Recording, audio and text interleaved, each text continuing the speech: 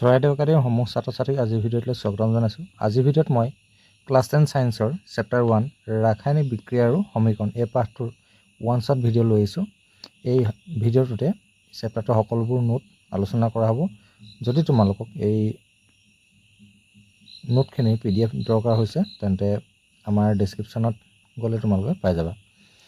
First আমি পঢ়িব লাগিব ভৌতিক পৰিৱৰ্তন। এইবোৰ ইতিমধ্যে আমি পাই আহিছোঁ আগতে। ভৌতিক পৰিৱৰ্তন কি? যে কোনো পদাৰ্থৰ আকাৰ বা আকৃতিৰ পৰিৱৰ্তন হোৱাকে ভৌতিক পৰিৱৰ্তন বুলি কোৱা হয়। নেক্সট আমি চাবলগীয়া আছে ৰাসায়নিক পৰিৱৰ্তন। কোনো পদাৰ্থৰ ৰাসায়নিক ধৰ্মৰ যেনে অৱস্থা, ৰং, উষ্ণতা, গেছৰ উৎপত্তি আদি এইবিলাক আচলতে কি হয়? ৰাসায়নিক ধৰ্ম। ৰাসায়নিক ধৰ্মৰ পৰিৱৰ্তন হয় তেতিয়াহ'লে তাক কি বুলি কোৱা হয়? ৰাসায়নিক পৰিৱৰ্তন বুলি কোৱা হয়। নেক্সট আহিলে ৰাসায়নিক বিক্ৰিয়া। কোনো পদাৰ্থৰ ৰাসায়নিক পৰিৱৰ্তন ঘটি নতুন পদাৰ্থ উৎপন্ন হোৱা প্ৰক্ৰিয়াটোক কি বুলি কোৱা হয়? ৰাসায়নিক বিক্ৰিয়া বুলি কোৱা হয়। বিক্ৰিয়ক আৰু বিক্ৰিয়াজাত পদাৰ্থ। এতিয়া এই বস্তুতে কি হয়? কোনো এটা ৰাসায়নিক বিক্ৰিয়া ঘটিলে তাত যিকেইটা পদাৰ্থই অংশগ্ৰহণ কৰে সেইবিলাকক কোৱা হয় বিক্ৰিয়ক। অৰ্থাৎ ইয়াত লিখা আছে ৰাসায়নিক বিক্ৰিয়া এটাত অংশগ্ৰহণ কৰা পদাৰ্থবোৰক বিক্ৰিয়ক আৰু বিক্ৰিয়াৰ ফলত উৎপন্ন হোৱা নতুন পদাৰ্থবোৰক বিক্ৰিয়াজাত পদাৰ্থ বুলি কোৱা হয়। এতিয়ালৈ ৰাসায়নিক সমীকৰণ। ৰাসায়নিক সমীকৰণ হৈছে ৰাসায়নিক বিক্ৰিয়া এটাক সংকেতৰ সহায়ত সংক্ষিপ্ত ৰূপত প্ৰকাশ কৰাক ৰাসায়নিক সমীকৰণ বোলে। যেনে ইয়াতে Mg অৰ্থাৎ মেগনেছিয়াম প্লাছ অক্সিজেন এনেদৰে দিয়া আছে আৰু কি উৎপন্ন হৈছে? MgO অৰ্থাৎ মেগনেছিয়াম অক্সাইড।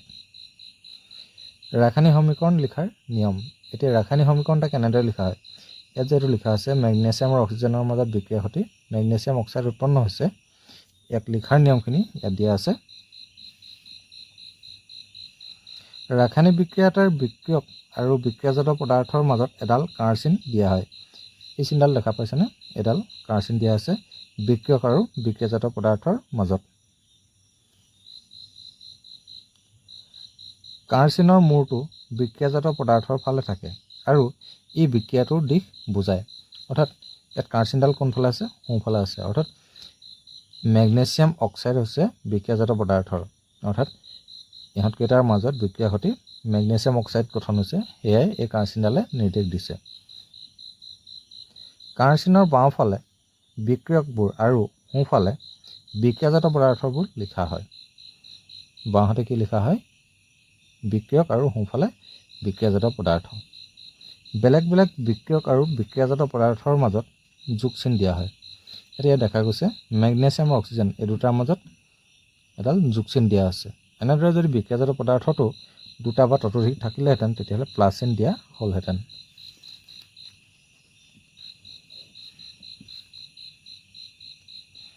এতিয়াহ'লে জকা বা অসন্তুলিত ৰাসায়নিক সমীকৰণ। যি ৰাসায়নিক সমীকৰণত বিক্ৰিয়কৰ প্ৰতিটো মৌলৰ পৰমাণুৰ সংখ্যা আৰু বিক্ৰিয়াজাত পদাৰ্থৰ প্ৰতিটো মৌলৰ পৰমাণুৰ সংখ্যা সমান নহয় তেনে সমীকৰণক জকা বা অসন্তুলিত ৰাসায়নিক সমীকৰণ বোলে। এতিয়া আমি ইয়াত যিটো সমীকৰণ দেখা পাইছিলোঁ, এতিয়া ইয়াত যদি চোৱা যায় Mg মেগনেছিয়াম বাওঁহাতে এটা আছে আৰু সোঁহাতেও এটা আছে। কিন্তু যদি চোৱা যায় অক্সিজেন বাওঁহাতে দুটা আছে কিন্তু সোঁহাতে কেইটা আছে? এটা আছে। ইয়াত সমান হৈ থকা নাই। তেতিয়া ইয়াকে কোৱা হয় জকা বা অসন্তুলিত ৰাসায়নিক সমীকৰণ। এতিয়া আহিলে সন্তুলিত ৰাসায়নিক সমীকৰণ। ইয়াৰটোৱে হয় মানে ইয়াৰ নিচিনাকৈ, মাত্ৰ ইয়াত কি হ'ব? সমান বুলি কোৱা হ'ব। যি ৰাসায়নিক সমীকৰণত বিক্ৰিয়কৰ প্ৰতিটো মৌলৰ পৰমাণুৰ সংখ্যা আৰু বিক্ৰিয়াজাত পদাৰ্থৰ প্ৰতিটো মৌলৰ পৰমাণুৰ সংখ্যা সমান তেনে সমীকৰণক সন্তুলিত ৰাসায়নিক সমীকৰণ বোলে। ৰাসায়নিক বিক্ৰিয়াৰ প্ৰকাৰ। এটা ৰাসায়নিক বিক্ৰিয়াৰ কিছুমান প্ৰকাৰ আছে। তাৰে প্ৰথমটো আছে সংযোজন বিক্ৰিয়া। যি ৰাসায়নিক বিক্ৰিয়াত দুই বা ততোধিক পদাৰ্থ লগ লাগি এটা মাত্ৰ বিক্ৰিয়াজাত পদাৰ্থ উৎপন্ন হয় তেনে বিক্ৰিয়াকে সংযোজন বিক্ৰিয়া বোলে। এতিয়া ইয়াৰ কাৰণে আমি এটা লিখি দিছোঁ যে A + B gives C, অৰ্থাৎ A আৰু Bৰ মাজত বিক্ৰিয়া ঘটি C উৎপন্ন হৈছে। অৰ্থাৎ বাওঁফালে দুটা আছিল আৰু সোঁফালে কেইটা গঠন হৈছে? মাত্ৰ এটা। ইয়াৰ এটা সাধাৰণ আৰ্হি দিছোঁ। ইয়াতে কেলছিয়াম অক্সাইড অৰ্থাৎ পোৰা চূণ প্লাছ H2O মানে পানী, অৰ্থাৎ পোৰা চূণ আৰু পানীৰ মাজত বিক্ৰিয়া ঘটি কি গঠন হয়? শিথিলিত চূণ। Calcium hydroxide. কয়লাৰ দহন, তো কয়লাৰ দহন কাৰ্বন প্লাছ অক্সিজেন কাৰ্বন ডাই অক্সাইড সৃষ্টি হয়। পানীৰ অণুৰ গঠন, এতিয়া পানী কেনেদৰে গঠন হয়, হাইড্ৰজেন আৰু অক্সিজেনৰ মাজত বিক্ৰিয়া ঘটি H2O অৰ্থাৎ পানী গঠন হৈছে। ইয়াত দুটাৰ মাজত বিক্ৰিয়া ঘটি এটা উৎপন্ন হৈছে, গতিকে ই হৈছে সংযোজন বিক্ৰিয়া। 2 নম্বৰ দিছোঁ বিয়োজন বিক্ৰিয়া, যি ৰাসায়নিক বিক্ৰিয়াত এটা মাত্ৰ বিক্ৰিয়ক পদাৰ্থ একাধিক সৰল বিক্ৰিয়াজাত পদাৰ্থলৈ ভাগি যায়, তেনে বিক্ৰিয়াকে বিয়োজন বিক্ৰিয়া বোলে। এতিয়া সংযোজন বিক্ৰিয়াত কি আছিলে, 2 বা ততোধিক লগ লাগি এটা গঠন হয়, কিন্তু বিয়োজনত তাৰ ওলোটাটো, অৰ্থাৎ এটাৰ পৰা 2 বা ততোধিক পদাৰ্থ উৎপন্ন হয়। তাৰ উদাহৰণ দিয়া আছে ফেৰাছ ছালফেট। ফেৰাছ ছালফেটক যদি তাপ প্ৰয়োগ কৰা হয়, অৰ্থাৎ গৰম কৰা হয়, তেতিয়াহ'লে ফেৰিক অক্সাইড Fe2O3 আৰু ছালফাৰ ডাই অক্সাইড আৰু ছালফাৰ ট্ৰাই অক্সাইড গঠন হয়, অৰ্থাৎ ইয়াৰ এটাৰ পৰা 3টা উৎপন্ন হৈছে। ঠিক একেধৰণে চুনশিল মানে কেলছিয়াম কাৰ্বনেট, তো ইয়াক যদি আমি তাপ প্ৰয়োগ কৰোঁ তেতিয়াহ'লে কি হ'ব, পুৰা চূণ অৰ্থাৎ কেলছিয়াম অক্সাইড প্লাছ কাৰ্বন ডাই অক্সাইড গঠন হ'ব।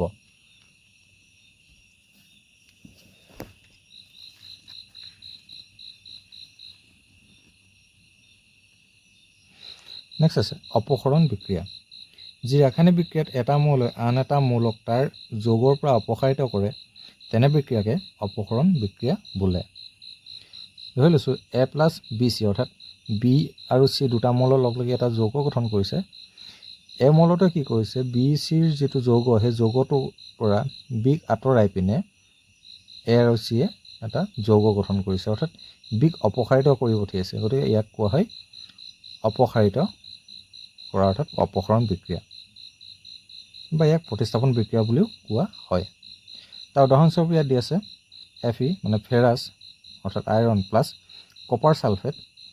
ইহঁতৰ মাজত যেতিয়া বিক্ৰিয়া ঘটিছে তেতিয়াহ'লে আইৰণ ছালফেট অৰ্থাৎ আইৰণে কি কৈছে, কপাৰক অপসাৰিত কৰি পঠিয়াইছে, গতিকে ইয়াত কি হৈছে আইৰণ ছালফেট গঠন হৈছে আৰু এইফালে কপাৰ অপসাৰিত হৈ আঁতৰি গৈছে। ঠিক একেধৰণে জিংক প্লাছ কপাৰ ছালফেট, ইয়াত কি সৃষ্টি হ'ল, জিংক ছালফেট অৰ্থাৎ জিংকে কপাৰক অপসাৰিত কৰি দিছে। Next PB lead plus copper chloride, লেডে কি কৰিছে, কপাৰক অপসাৰিত কৰিছে, আৰু ইয়াত কি লেড ক্লৰাইড প্লাছ কপাৰ গঠন হৈছে। এয়া হৈছে অপসৰণ বা প্ৰতিস্থাপন বিক্ৰিয়া। ডি অপসৰণ বিক্ৰিয়া, যি ৰাসায়নিক বিক্ৰিয়াত বিক্ৰিয়ক পদাৰ্থ দুটাৰ মাজত আয়নৰ বিনিময় ঘটে, তেনে বিক্ৰিয়াকে ডি অপসৰণ বিক্ৰিয়া বোলে। ইয়াতে মই উদাহৰণস্বৰূপে এটা লৈছোঁ AB প্লাছ CD, তাত AB লগ লাগি আছিলে আৰু ইয়াত CD লগ লাগি আছিলে, কিন্তু কি হ'ল বিক্ৰিয়া ঘটাৰ পিছত এই পাছফালৰ যিকেইটা B আৰু D ইহঁতকেইটা চেঞ্জ হৈছে, এৰ লগত কি আহিছে, D আহিছে আৰু চিৰ লগত B আহিছে, গতিকে ইহঁতৰ যি আয়ন B আৰু D এই দুটা চেঞ্জ হৈছে, গতিকে ইয়াক কি বুলি কোৱা হয়, ডি অপসৰণ বিক্ৰিয়া। উদাহৰণস্বৰূপে দিয়া আছে ছ'ডিয়াম ছালফেট, ছ'ডিয়ামৰ লগত ছালফেট আছিলে আৰু বেৰিয়ামৰ লগত ক্লৰাইড। এতিয়া বিক্ৰিয়াৰ পাছত কি আছে, বেৰিয়ামৰ লগত ছালফেট আৰু ছ'ডিয়ামৰ লগত ক্লৰাইড লগ লাগিলে, তো এয়া হৈছে এটা ডি অপসৰণ বিক্ৰিয়াৰ উদাহৰণ।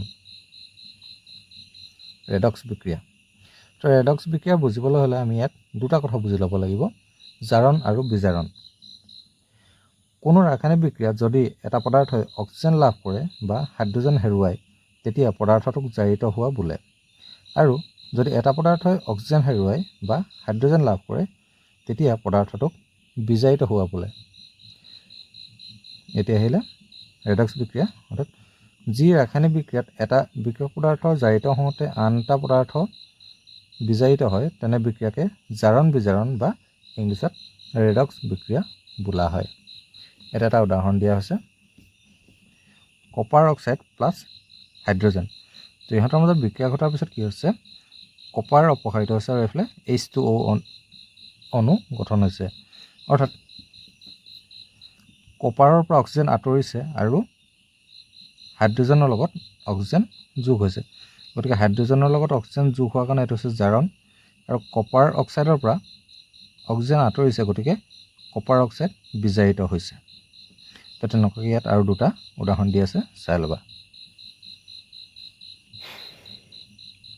তাপবৰ্জী বিক্ৰিয়া যি বিক্ৰিয়াত বিক্ৰিয়াজাত পদাৰ্থ উৎপন্ন হোৱাৰ লগতে তাপৰ উদ্ভৱ হয় তেনে বিক্ৰিয়াকে তাপবৰ্জী বিক্ৰিয়া বুলি কোৱা হয়। তো কিছুমান বিক্ৰিয়া কি হয় তাপৰ উদ্ভৱ হয়, গতিকে তাক কোৱা হয় তাপবৰ্জী বিক্ৰিয়া। For example methane plus oxygen, ইয়াত সৃষ্টি হয় কাৰ্বন ডাই অক্সাইড প্লাছ H2O, পানী গঠন হয়। তাৰ তদুপৰি কি গঠন হয় তাপৰ উদ্ভৱ হয়, গতিকে ই এটা তাপবৰ্জী বিক্ৰিয়াৰ উদাহৰণ। নেক্সট আহিলে তাপীয় বিয়োজন। কেতিয়াবা কি হয় কিছুমান বিয়োজন বিক্ৰিয়া তাপ প্ৰয়োগ কৰি ঘটোৱা হয়, তেনে বিক্ৰিয়াক তাপীয় বিয়োজন বুলি কোৱা হয়। যেনেকৈ চূণশিলক তাপ প্ৰয়োগ কৰিলে পোৰা চূণ আৰু কাৰ্বন ডাই অক্সাইড উৎপন্ন হয়। যিহেতু ইয়াত তাপ প্ৰয়োগ কৰা হৈছে, গতিকে ইয়াক কোৱা হয় তাপীয় বিয়োজন। তাপগ্ৰাহী বিক্ৰিয়া যি বিক্ৰিয়াত শক্তি শোষিত হয় তেনে বিক্ৰিয়াক তাপগ্ৰাহী বিক্ৰিয়া বোলে। এটা এক্সাম্পল হিচাপে চিলভাৰ ব্ৰমাইডত যেতিয়া সূৰ্যৰ পোহৰ পৰে তেতিয়া চিলভাৰ আৰু ব্ৰমাইন দুভাগ হৈ যায়, মানে বিয়োজন ঘটে।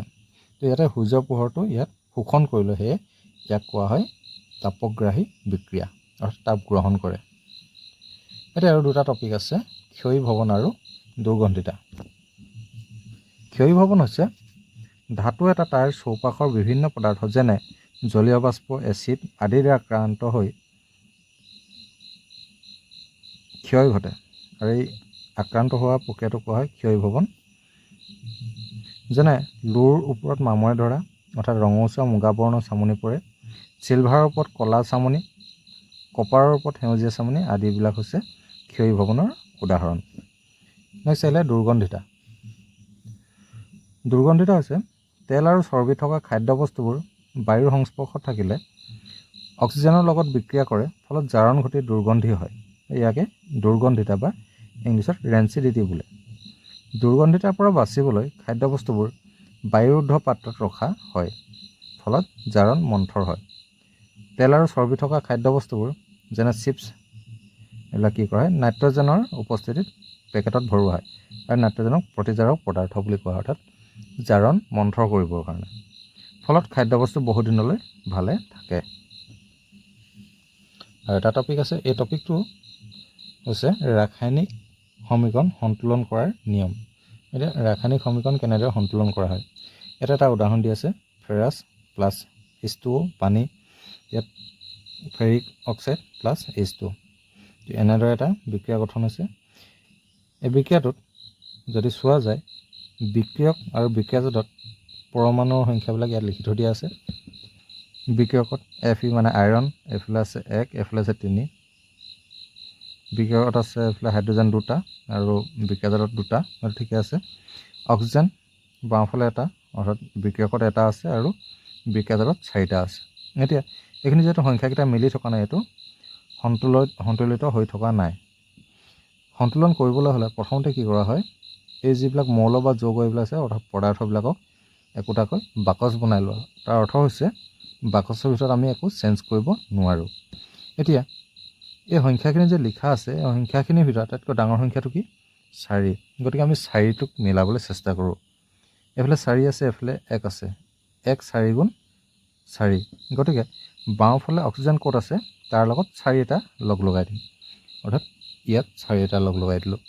ইয়াত 4টা লগাই দিয়াৰ লগে লগে কেৱল যে অক্সিজেনেই বৃদ্ধি হৈছে সেয়া নহয়, হাইড্ৰজেনৰ লগতো পূৰণ হৈছে, গতিকে ইয়াতো আমি 4টা পূৰণ কৰি দিম। তেতিয়া ইয়াত কিমান হৈ গ'ল 8 হৈ গ'ল। যিহেতু এইফালে 8টা হৈ গ'ল হাইড্ৰজেন, সোঁফালেও 8টা হ'ব লাগে, তেতিয়াহ'লে ইয়াৰ লগতো আমি 4টা পূৰণ কৰি দিম, অৰ্থাৎ ইয়াতো 4টা পূৰণ কৰি দিছোঁ। এইফালে একো চেঞ্জ নাই হোৱা, কেৱল হাইড্ৰজেন চেঞ্জ হৈছে। এতিয়া আৰু থাকিলে ফেৰাছ। তো ফেৰাছত সোঁফালে 3টা, বাওঁফালে 1টা, এইফালে 3টা পূৰণ কৰি দিয়া যাওক, অৰ্থাৎ ইয়াতে আমি 3টা পূৰণ কৰি দিলোঁ। তেতিয়াহ'লে আমাৰ সন্তুলিত ৰাসায়নিক সমীকৰণটো এনেকুৱা ধৰণৰ হৈ পৰিলে। এয়াই আছিলে আজিৰ ভিডিঅ'। যদি তোমালোকে ভিডিঅ'টো ভাল পালা তেতিয়াহ'লে আমাৰ এই চেনেলটো ছাবস্ক্ৰাইব কৰি ৰাখিবা। ইয়াৰ পাছত নেক্সট কোনোবা এটা চেপ্টাৰৰ ভিডিঅ' আপলোড কৰা হ'ব।